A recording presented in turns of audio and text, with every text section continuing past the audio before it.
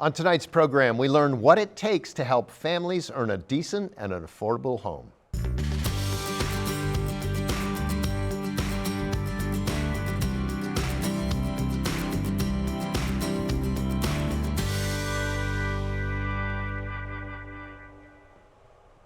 Habitat for Humanity is a global nonprofit housing organization working in local communities in all 50 states and in more than 70 foreign countries.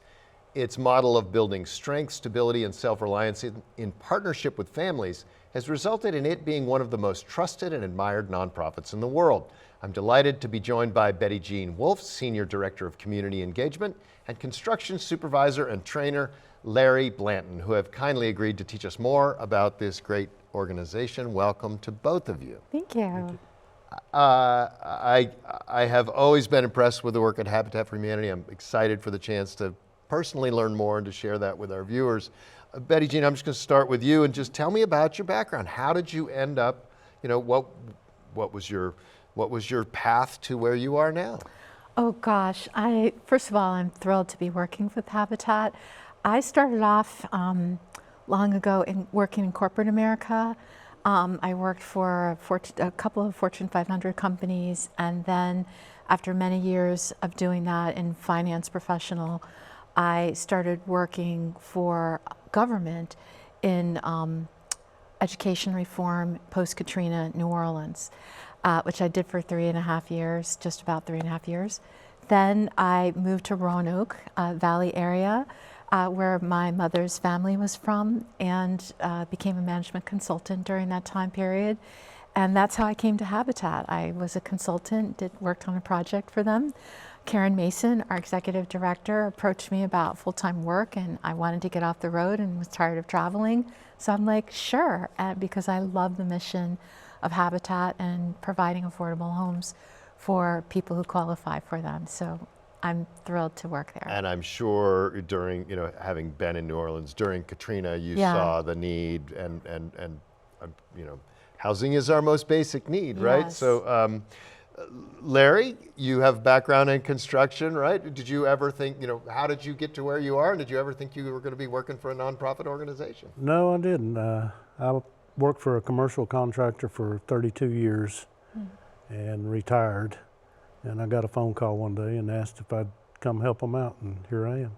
So clearly Habitat is out there looking for people who can help it fulfill its mission, and that's important. I'll ask you both this same question. I'm sure the answer is going to be very different, but what's a typical day look like for you at Habitat? Well, I fulfill multiple roles within the organization. I work with some amazing colleagues. I work very closely with the Director of Family Services, Joyce Williams, as she manages the home buyer program. I work closely with our development director, David Tate, who is new to the organization, and we're crafting a development strategy. I work with the finance director, Janice Friedley, and of course Karen Mason, and Brian Clark, who's the construction director, and his teams, and Joe Tucherone, who's the director for the Restore, and looking across how all those projects are done and get funded from a development perspective, and the strategy that's used, I just find endlessly fascinating. And of course, we can't forget the donors and the supporters and the grantors that help fund us as well. Sure. I work with them too. That's great. And Larry, I mean, in construction, there is no typical day, I know, but if there were a typical day, what would that look like for you? Well, usually around 6:30, I hook the trailer up, take to the job, and set things up for any volunteers that show up, and wait for my crew to show. And I imagine, and we'll talk about the overall mission of Habitat, but it is so driven by volunteers, I know, and as somebody with a long experience with tradespeople and carpenters and plumbers and all of that, what's it like to work with people who have to be shown the right end of the hammer sometimes? It's not bad. Most of the people out there, if they're there, they're wanting to learn something, so it's pretty easy to show them, and 99% of them pick it up pretty easy. I imagine it's an opportunity for people who would like to volunteer. It's one of those opportunities as a volunteer where you actually get to really learn something, right? Yeah. True, true. Everybody is out there for a reason, and they're wanting to learn, and they're wanting to give back. So that's pretty much what the day brings for them. Yeah. So, Betty, yeah, go ahead. Well, Larry was sharing with me when we were talking about this, like, what did you say about the type of people who come? Oh, yeah, there's all types of people, from doctors, lawyers, judges, school teachers, professors, college kids, high school kids even. They come out and work all the time. So, Older women, young men, just the gamut. And that's one of the things that's really beautiful about Habitat, is that we feel that we bring people together to build houses, hope, and community for the larger Roanoke Valley metro area. And correct me if I'm wrong, but I know at least in years past, there's been like a crew specifically made up of women. Is that right? yes. Yeah, yeah. And we're getting ready to, in 2024, have another women's build. It may not be an exclusive build just on a site where only women work, but it could be multiple months within the build cycle where it's just women of all ages, all backgrounds, whether they know how to do construction or not, coming to help advance the construction of a house. With a few construction supervisors too, right? Maybe. So I want to talk about the model a little bit, Betty Jean, because I think I have a good handle on it, but I may have some misconceptions. It is one of the more participatory models that, in terms of the people you serve Yeah. and the people who are doing the serving. Who qualifies for becoming a part of the Habitat for Humanity family as a homeowner? Yeah, it's a great question, Tom. Habitat for Humanity in the Roanoke Valley, like all Habitat affiliates, is a fair housing provider, equal housing provider, and a fair credit lender. So we do not discriminate on the basis of anything. Any protected class, that is not an issue for us. Secondly, we prioritize who is selected among homebuyer applicants based on the basis of their need. There are many people in the Roanoke Valley that are living in substandard conditions. Roof leaks, floors giving away, windows that don't shut, no AC, or not just AC, excuse me, electricity or plumbing, on and on. There are people that have a great deal of variability, overcrowding, or their cost burden, meaning they pay more than 30% of their monthly income towards housing.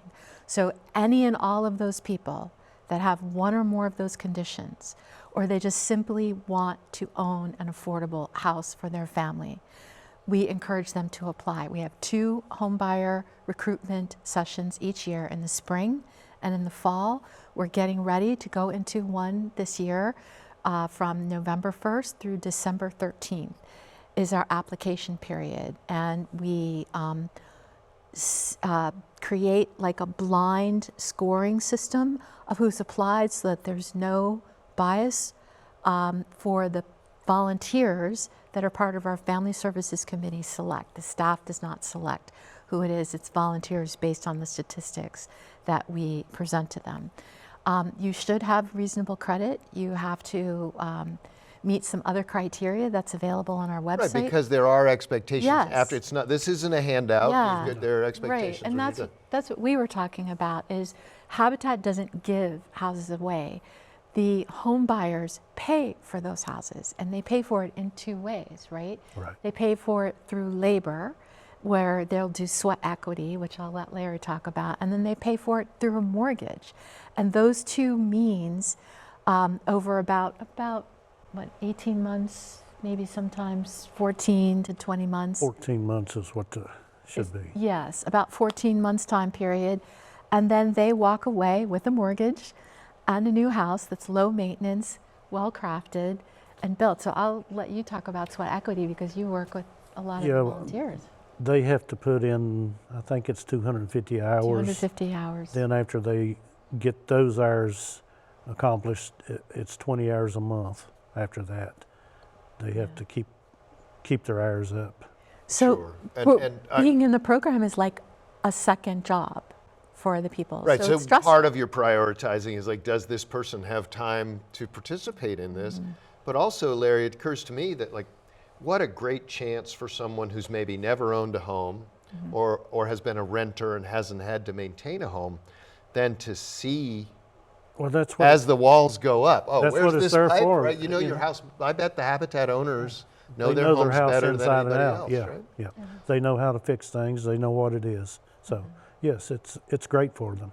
Yeah. I wish I had had that experience before I became a homeowner to know, how my home was Well, built. just learning, watching someone put in a window is instructive, let alone being taught how to do it, or looking at the caulking, or how the floorboards are put in, or what you have to do to maintain a house.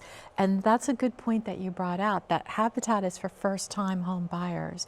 But in the state of Virginia, you're considered a first-time home buyer, even if you previously owned a home, but you have to have a distance of 3 years or more from home ownership in order to be eligible to apply. Sure.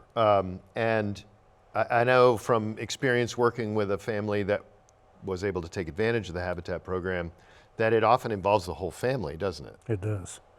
I had one site that I know there was at least 7 family members on. So And I think, can they also do some of their, we haven't talked about, there won't be time enough to talk about everything you do, but like the importance of the restore in terms of as both an engine for money for you all, but also I think a lot of your volunteers or the home buyers will yes, also they, volunteer. They there, right? volunteer in the restore as well. And I Yeah. guess we should say, what is the restore? Well, for the first 4 months that participants or our partner families work on their house, they are going through intensive training, and their volunteer time is at the Restore.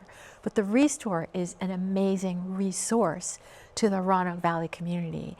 You can go there and find surplus, overstock, or donated items that are of good quality, can be reused, and for fractions of the price from the big box stores or from other locales. Often beautiful hardwood Yes. flooring and Tile, marble marble, countertops. flooring. We have cabinetry. We have plumbing works. We have, what else? Just pretty much anything, furniture, Yeah, anything furniture. that you need.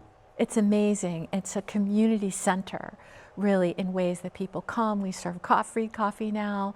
They just had a customer appreciation day where you can get discounts. And the good news is that anyone who comes and buys items at the Restore is actually contributing to the work of Habitat and what we do. So if you're looking for small items for your house, tile, plumbing, electrical, furniture, tables, gardening, come to the I Restore. bought switches and Yeah. paint and Doors. and I bought molding and everything. Everything that you can think of. butcher Almost. block countertops. Yep. It's amazing. Now we think of Habitat as being about building houses, and that is important, and that's something you do. But I know that is there a certain amount? Sometimes the existing houses are taken and kind of rehabbed. Is that correct? As Yes, well? I'll work on a lot of those. We tear them down to the bare bones, just leave the shell, then we start from the ground up. And when they go back together, they're actually better than new. So, because 100 years ago, people knew how to put a house together, and Right. normally they've got good bones in them. Right. And Betty Jean, tell me about the Partners in Prosperity initiative and how that fits into everything else that Habitat does. Right. Well, Habitat in the Roanoke Valley has been around for 36 years, going on, I think we're in our 37th year now. But the 2022, coming off of the COVID pandemic, there was a lot of philanthropic and government grants that were trying to help communities recover, regain resilience for those people who lost income and jobs and time, and those people who wanted to move ahead to see, okay, I need to be better positioned with housing or jobs. So Habitat applied to the City of Roanoke's American Rescue Plan Act funding, And we were very blessed to receive a grant, a short-term grant. It ends at the end of 2024.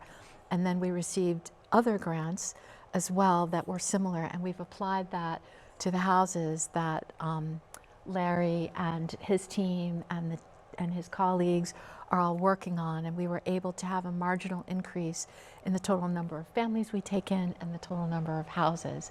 So it's been an incredible blessing, and we have a workforce development program that's part of that.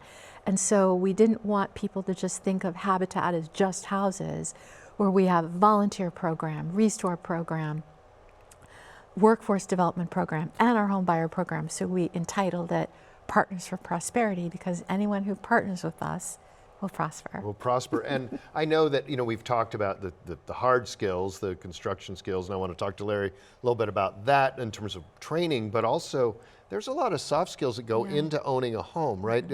Financial literacy and budgeting and all of that, and the people who go through your program get some of that as well, right? Oh, absolutely. I don't remember off the top of my head the exact amount, but in the first 4 months of their training, they meet every other week for 2 hours to have intensive financial education, home buyer education, what's involved with the mortgage, what's involved with the loan closing, how do you have to budget, where's your credit, how do you maintain it, all those things. And then in the next stage of their development, when they begin working with Larry and his colleagues as construction supervisors, or with perhaps the construction assistants that he'll tell you about, they work on the build site, working on building homes for the people who are in the program preceding them. So they're not just working on their own home. Right, they work on other people's houses as well, and they are shifted around and taught construction skills and working in teams, and it's really a community-based thing. And even during that time period, monthly, they go through additional forms of financial or home buyer education. So we want people to understand what they're walking into. We're fully transparent. We want them to know that their success is dependent on them. On their effort. And their input. And it's the classic, give a man a fish, you feed him for a day, right. teach a man to fish, Yeah. you feed him for a lifetime. Larry, workforce training, we need people in the trades. It's Yes. one of the biggest, areas of our economy where we have holes in filling that labor market. Tell me about what you're doing that helps address some of those issues. Well, with the employees, their employees, we employ them. Right. And we just try to train them the basics. They go to school two days a week at BSI, and I work them 4 days a week, showing them how to put a house together, more or less. And in the last 6 months, when they first come out, they couldn't even read a tape measure, but I can turn them loose, build a wall now without any problem. So they're a good group of kids. And I think of those other, they are kids. Those, Well, I call them kids. kids to you The and oldest one I have now is 25. So Okay, yeah. But we have a range. It's open to anyone who wants to choose entering into the construction industry as their career, because the American Rescue Plan Act is about building resilience, and we want people to be skilled workers and employees. And that's what I found so fascinating about what Larry is doing, is he's basically training the next generation of people to be the people that we will turn to for ultimately down the road, right? hopefully. Not several years. Do you want to share what you were saying about how they're not going to be independent contractors right away? Oh no, some of them when they first come to the program, they thought, well, in a year I'll be able to go out here and start my own business. I said, no, that's not the way it works. You have to learn how to start from the bottom and work your way up. 6 months, they've done really well. They're good trainees, but I've found over the years, it takes at least a good 5 years to become a good carpenter. Well, yeah, to become a carpenter and then to become a contractor. And I've known many carpenters who've become contractors and they say, you know what, I'd rather be, I'm a carpenter. I'd rather be a I would carpenter. rather swing a hammer and cut a board. Yeah. It occurs to me though too that the skills, let's say someone goes through that program and they decide they don't like working outside, they don't want to do all those things. Still, that skill of knowing that an eighth of an inch is, a 16th of an inch, that we can't have, there's an exactness to construction, right? That helps us all understand how to do quality work. Do you notice that? Yes. Like I said, when they first come out, it was like training a dog to use the outside instead of the inside, But no, I agree with you. It's going to take them some time. Yeah.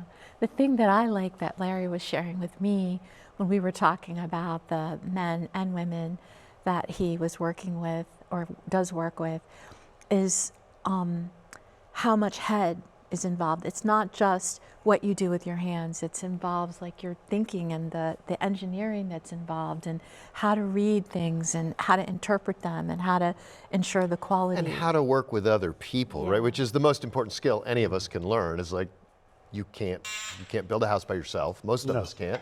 And so you have to rely on other people doing their jobs too. Yeah. If someone's watching this and they're thinking, gosh, I'm living in a place that is not the place I want to live, and I would like to be a participant on this from the, on the homeowner, eventual homeowner side. You've alluded to this a little bit, but what should people know before they, if they want to apply to be a Habitat? Right. Well, it's the fall, so we're getting ready to launch our recruiting season for the fall. And I should say this, it's the fall when we're recording this program. Oh, yes. So people may be seeing it at a different time. But this is a cycle that happens every year, Fall and right? spring, twice a year. Go to our website, habitat-roanoke.org. You'll find all the information you need. I would encourage people that if they want to make a positive change in their life, whether it's applying for the workforce development program that Larry manages or coming into our homebuyer program, that they should go ahead and apply. Even if perchance they're rejected, it gives you a benchmark for what you have to do to plan your life and organize your life accordingly for the future, and then come back and I was going to say, reapply. I'm sure you have stories of Oh, people yeah. who came the first time and were told, we can only do so many families a year. Yeah. You're not going to be one of them. Here's what you need to do to make sure you are one. Exactly. I mean, Tom, we have multiple home buyers who are in the program who were rejected the first time. One young woman waited 13 years before she reapplied. Another family reapplied the next year and they were able to get in. So, and these individuals now are doing sweat equity with Larry and some of his colleagues in construction, and they're going to have new homes this year, new homes that have been rehabbed. New to them, right? Yeah. When we talk about volunteers, Larry, what do you think people, if they'd like to volunteer to be on the construction side? I know there's lots of volunteer opportunities for people. What do you look for? What are some, what do they need to know when they come in to be a volunteer? What would you like? I'm sure they don't have to know anything. Well, most of them don't know a lot, and some actually, I have had contractors come in, but really you don't have to know anything. Just if you want to volunteer, come out and volunteer, and we'll find something that suits you. Yeah. Do volunteers need to have any tools? No tools. We supply everything.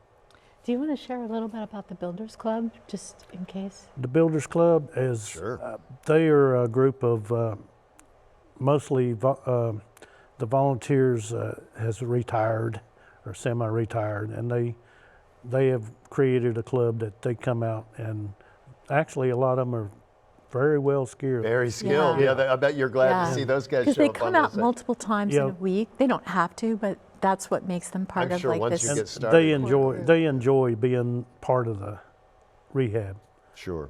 and the new builds. You couldn't run them off. So. Right, yeah. So if there's anyone who's interested in being a Builders Club member, definitely contact us. That sounds great. We don't have that much time left, but I know that that organizations like Roanoke College and others have been involved in builds, and I know some of those are done a little differently. You want to talk about that, Larry? I don't know if you were involved in that or Betty Jean? Yes, Roanoke College, we build it in their parking lot.